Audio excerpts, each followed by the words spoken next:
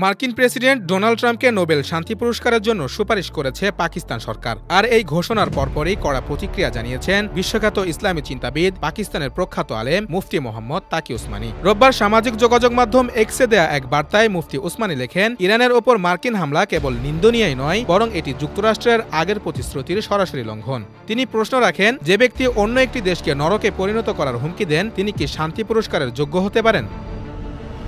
সম্প্রতি মার্কিন প্রেসিডেন্ট দাবি করেন, তারা ইরানের ৩টি পারমাণবিক স্থাপনায় সফলভাবে বোমা হামলা চালিয়েছে। এর মধ্যে অন্যতম ফোর্দো পারমাণবিক কেন্দ্র, যা ট্রাম্পের ভাষ্যমতে সম্পূর্ণ ধ্বংস করা হয়েছে। হামলার ঘটনায় ইতোমধ্যে ইরানের শত শত প্রাণহানি ঘটেছে।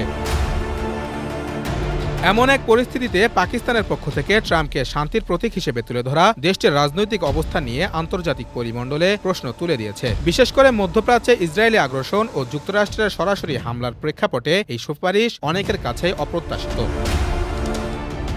জানা গেছে, 18 জুন হোয়াইট হাউসে পাকিস্তানের সেনাপ্রধান আসিম মুনির মার্কিন প্রেসিডেন্ট ডোনাল্ড ট্রাম্পের আমন্ত্রণে মধ্যাহ্নভোজে অংশ নেন। এটি ছিল প্রথমবারের মতো কোনো পাকিস্তানি সেনাপ্রধানের সঙ্গে সরাসরি ট্রাম্পের ব্যক্তিগত বৈঠক।